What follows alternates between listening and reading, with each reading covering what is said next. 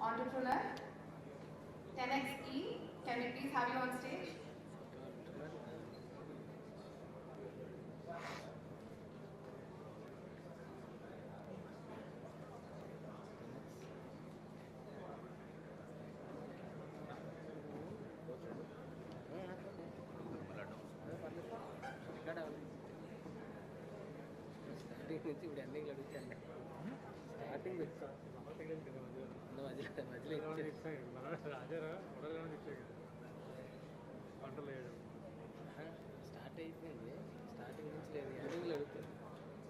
I'll let everybody sink in.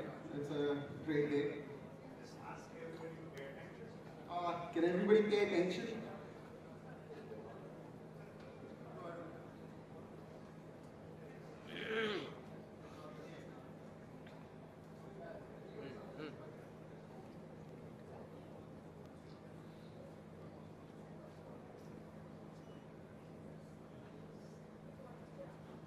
Everyone ready? I'll take off. So I'm Praveen, I'm co-founder of 10X Exponential. We started with a very strong core belief that the future of organizations are going to be exponential, which are designed for exponential growth. Let me give you some context what exponential means. We all use AI tools, ChatGPT, Claude, and we use communication tools like Slack, and we feel productive. But it's vertically productive. We are independently, empowered by this LLM chatbots and stuff. And in teams, if we look at it, we have engineering teams, finance teams, and some of the product teams and everything. Everybody is doing their functional growth very super fast thanks to AI. But when heterogeneous workflows go, we have something very unexplainable friction, which is invisible. It came from this personal problem. We were working with Sodexo and GSK for complex problems in procurement, and we emerged with this idea. And thanks to Gartner and Stripe, they did a huge survey, and they came to know the workflow friction, which is called the digital friction, was the #1 problem in enterprise productivity. And nobody was willing to solve this. And developers, unfortunately, consume 60% of the time just convincing product guys that they built the right tech spec. And it's crazy. So it's not a people problem, it's a system problem. So what are we trying to solve here? We're trying to protect the context which is flowing heterogeneously across your teams. We track everything chronologically. We serve the intent which is given in the first requirement, and we carry forward that across the workflow. And we protect everything that gets stuck. We design the judgment cycle your teams do, and every single time it's mapped to your memory. So we're not on top of your product, but we are behind your products. So it's a 4-stage thing that we're doing with 5 Series B companies right now. We're mapping their cross-functional flows, and we are watching their generations. Each step that the AI generates for them or the tool generates for them, we are mapping out the metadata, the judgment data, and the data flows. And we're mapping out into an algorithm. And we're trying to cut down the friction by 90% in 6 to 10 weeks. So we work with 5 Series B companies: Razorpay, Basic Home Loan, Policy Bazaar, iCertis, which is a Series C company in the US, and Sirius. And in 6 weeks that we worked with them, we've reduced almost 60% of their friction without a product. We've given them insights. Now the challenge is on us how to build this MVP. We secured a $500,000 funding from a Delaware Corp, Charlotte-based VC, and we have outstanding offer of $1 million to take. So we found during this process that the existing ecosystem of LLM has a lot of foundational research gaps that it cannot be filled immediately. So we're going into deep foundational research, and we might need a lot of support from the ecosystem on how to do that.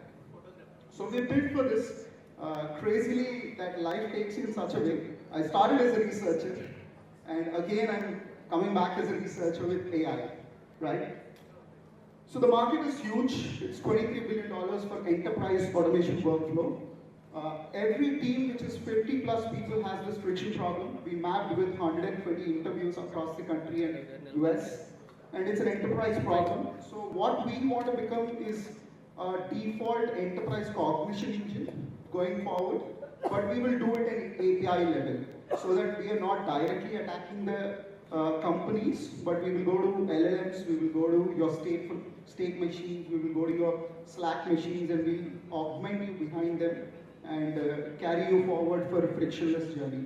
So if you know somebody who's struggling with this, and if you're willing to introduce us, we'll be happy to work with them. Thank you. Open for questions.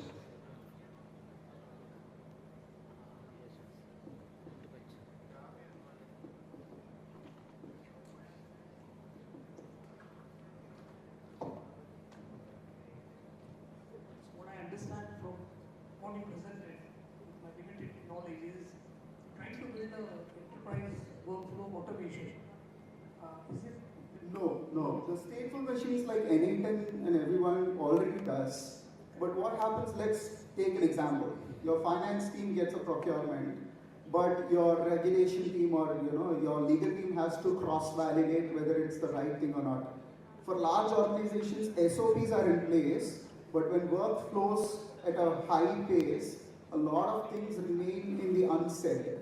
Why they're doing something, what they're doing, what are the judgments. So you're trying to also pass off that context fully to Exactly. the decision maker. Exactly. So this will be with the HR intervention also. It's not fully AI.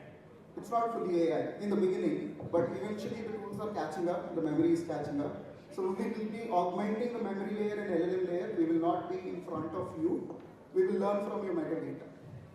Okay, and it will also handle the exceptions. Yes, obviously. It's a compounding measure because every time you take a judgment, we adjust the weights in your model. So at the end of the year, if you're making 1,000 decisions, your weights have been adjusted 1,000 times even without you inputting manually. Okay, and it can be implemented for any complex workflows as of now, or it's only for As long as you're able to define those workflows in your automation tools already, we are there. So we should have the first RPA in place for the automation, and then it sits on top of it. Correct. Augment it with the AI decision making. We sit behind your infrastructure. We are an infrastructure company, not an application company. What resources does it consume? It consumes little tokens. Ah. That's where the trick part about re-optimizing ourselves to give you the best experience. You charge on the tokens. We charge at the API consumption. API. Yeah, we don't charge in tokens because that's kind of a little overboard now. No, so my question was, what resources overhead it could cause on my systems? If you're doing it on-prem, probably a lot of persistent storage that can support you. Yeah. So some of these questions are a little complex, so I can take offline. I'll be available offline. Sorry for that complex